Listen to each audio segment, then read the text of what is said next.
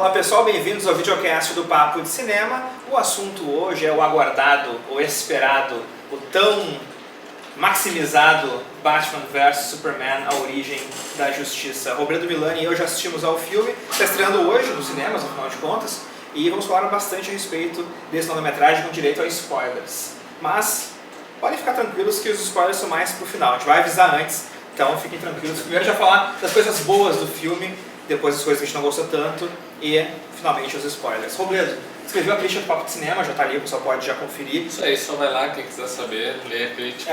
Né? Ele deu nota 8, inclusive, para o filme, 4 estrelas por longa-metragem. Então, foi uma experiência mais que satisfatória para ti, Robledo, o Batman vs Superman. Foi. Eu sempre fui time DC, muito mais que time Marvel. E eu gosto dessa pegada que eu acho que vem muito lá já da trilogia do Cavaleiro das Trevas, do Christopher Nolan, que é produtor desses dois filmes, né? Tanto do Homem de Aço quanto agora do Batman vs Superman, de pegar uma coisa muito mais séria, muito mais épica, muito mais densa, ao contrário dos filmes da Marvel, que sempre tem humor. Esse filme tu não ri em nenhum momento, né? O Batman vs Superman. Mas que eles querem que tu ria, inclusive tu não ri, né? Que são 2 ou 3 diálogos que tem ali que é pra ser engraçadinho, não... Eu não peguei qual diálogo seria. Um dos diálogos do Batman, se for perguntando pro Superman se a Mulher Maravilha estava com ele ou não, achei que estava com você, só que isso é uma piada, e ninguém ri. Ok, mas Tu assistiu na sessão de imprensa, né? Eu assisti numa sessão com o público e teve, eu acho que foi até a gente estava comentando antes, teria sido o único momento de um pouco mais de descontração do filme. Porque essa cena já estava no trailer também, né? Então daí já não tinha o impacto que podia ter a cena. Mas continue. Cara, mas eu gosto dessa coisa mais séria que o filme tem. E pra mim os personagens são muito melhores. Batman e Superman, pra mim, dá de 10 a 0 em Capitão América e Homem de Ferro, por exemplo. Que é a Guerra Civil que tá chegando aí, que é outro embate que vai rolar nos cinemas. Eu, claro, tava esperando muito por esse filme, porque gosto muito de Batman e Superman. Eu não me separo tanto assim em time DC e time Marvel, eu gosto das duas editoras. E gosto dos filmes da Marvel, ainda que eu entenda que a Marvel é muito mais talvez um fast food e a DC ela tenta trazer filmes mais autorais, tenta trazer filmes mais sérios realmente, e o Zack Snyder é um autor, gosto ou não do Zack Snyder, o Zack Snyder ele tem vários cacoetes como cineasta, mas eu acho que ele é um cineasta que ele é muito interessante visualmente falando, e o Batman vs Superman é um filme visualmente falando fantástico. Ele tem cenas muito épicas, ele consegue trabalhar muito bem a fotografia do filme, ele tem aqueles... são deuses, na verdade, né? O Superman é um deus. O Batman, apesar de ser um humano, ele tem potencial para ser alguém maior do que... larger than life, como chamam, né, nos Estados Unidos. Então acho que o Zack Snyder ele pega muito bem essa toada do épico. Eu acho isso interessante. E gosto muito do Ben Affleck como Batman. Até sei que na tua crítica até eu particularmente tu achou que ok, mas não... Ok, pra mim não chamou tanta atenção assim, então todo mundo com muito medo, né, dele, de estragar o filme. Pra mim ele tá só competente, não aparece, pra mim não teve tanta atenção pra cima dele. Eu gostei mais do Henry Cavill do que no Homem de Aço, achei que ele me parece mais à vontade no personagem. Isso eu concordo também. E agora eu gostei muito, pra mim foi uma boa surpresa a Gal Gadot como Mulher Maravilha. Ainda que a participação dela seja pequena, eu acho que isso é uma coisa bacana de ser comentada. Muita gente estava preocupada com o excesso de personagens, né, do Batman vs Superman, principalmente por causa dos Vingadores 2 e outros filmes como o Homem-Aranha 3 e Homem-Aranha 2, outro. É assim, claro, quando tem muita coisa, ninguém tem tempo e fica tudo muito superficial. Esse filme eu não penso que tenha sido assim, sabe? Por mais que tenha os itens que tem vários personagens, na verdade o foco são os dois, com a Mulher Maravilha quase como uma participação especial, mais pro fim, apesar dela pontuar toda a trama. Enquanto que outros personagens, como o Cyborg, né, o Flash e o Aquaman, que são citados, são apenas isso, citados. É participação afetiva, exatamente, quase. Então assim, é só para dar um gostinho de quero mais para os próximos filmes que virão. Eu gostei muito da participação da Lois Lane no filme. Eu acho uma participação muito mais orgânica do que no Homem de Aço. No Homem de Aço tem uma cena que convida ela para entrar na nave alienígena e não existe motivo para que ela esteja lá, a não ser para que a história continue andando. E nesse filme eles eu acho que conseguem pegar o bom, tudo que a Lois Lane tem de bom, que é aquela personagem investigativa, ela é faca na bota, ela gosta de estar no meio de tudo, mas também coloca ela ao lado do Clark Kent, um par romântico, e eu acho isso muito legal. Isso talvez seja até um pouco de spoiler, mas diferente dos filmes anteriores e das histórias pregressas do Superman, sempre tem aquele lance do Clark Kent ser apaixonado pela Lois Lane, e a Lois Lane é apaixonada pelo Superman, e tem aquele triângulo amoroso meio estranho, que são duas pessoas, mas é um triângulo.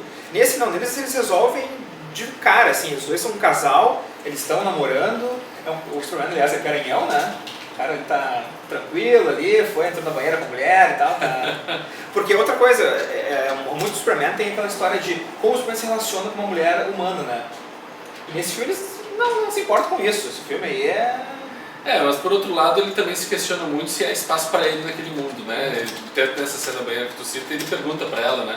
Se tem como ser ele amando ela, né? Ele traz essa questão à tona. E eu acho que isso volta, que é muito bem abordado no filme, do meu ponto de vista, é a questão das duas mulheres, na verdade, da vida dele, que não só a Lois Lane, como a mãe, né, a Martha Kent. Que também entra de forma muito orgânica no filme. Exatamente. E na verdade as duas revelam-se como pontos frágeis dele também, né? E isso, elas são usadas dessa forma também no filme. Isso eu acho que é uma maneira de compor a força que elas oferecem para ele e também a fragilidade. Eu acho que esse dualismo, a maneira como o Zack Snyder vai inserir esses personagens, sem impô-los da maneira como tu estava colocando a Lois Lane no meio da nave, que não tem nada a ver, elas aparecem de uma maneira muito tranquila, muito natural e muito precisa. Eu acho que isso é um dos méritos que o filme tem. Assim como o Batman também, com a presença, por exemplo, do Alfred. Que é ótimo, né? O Alfred tá ótimo. Sabe, o Jeremy Irons pega ali o manto do Michael Caine de uma maneira super tranquila, até mais incisiva nas cutucadas que dá pro Bruce Wayne. Parece que você teria um diálogo que eles não se cutucam, né? Exatamente. Todo diálogo você tem que falar alguma coisinha, né? Dar uma letrinha. Tu vê a diferença que atores tarimbados, né? No caso nós temos dois vencedores do Oscar, que é o Jeremy Irons e a Holly Hunter, que faz a senadora Judy, como faz diferença, né? Com poucos diálogos, umas participações certeiras, né? Como a presença deles no filme faz diferença na construção da história. Agora os pontos fracos do filme, eu acho que a primeira hora do filme... Jesse Eisenberg. Pois é. Jesse Eisenberg, pontos fracos, Jesse Eisenberg. Eu já não concordo com isso. O Jesse Eisenberg, ele incomoda um pouco no começo, mas até eu pegar o jeito que ele está fazendo o personagem, depois que ele começa a arquitetar suas vilanices e vira o grande vilão da história mais pro final, isso talvez pode ser spoiler também, mas enfim, o Lex Luthor é vilão, né? Então, eu acho que ele me convence no final.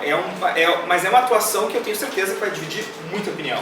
Porque não é o Lex Luthor que a gente está acostumado a ver.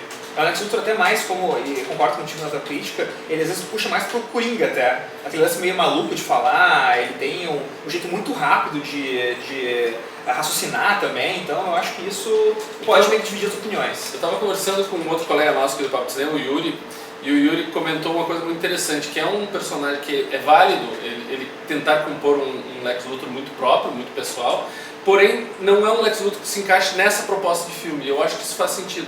Porque o filme é muito denso, muito sério, e daí eles acabam até usando o Lex ali nessa composição do Jesse Eisenberg quase como um alívio, não cômico, mas um riso nervoso, na verdade, né? É aquela coisa psicótica beirando a insanidade, e isso é muito distante tanto desse universo que está sendo proposto, quanto do histórico do Lex Luthor que a gente conhece. A gente conhece um Lex Luthor frio, calculista, que, sabe, o super-homem ele pode tudo, então ele precisa se controlar para não implodir com tudo de uma vez só. Então, nesse universo que ele está sempre se controlando, é preciso ter uma força que apele para a inteligência, para a cabeça. E tu não te convence que aquele personagem é inteligente, que é um gênio, que está mirabolando 1000 planos. Então, para mim, esse é o que mais me incomodou em relação ao filme.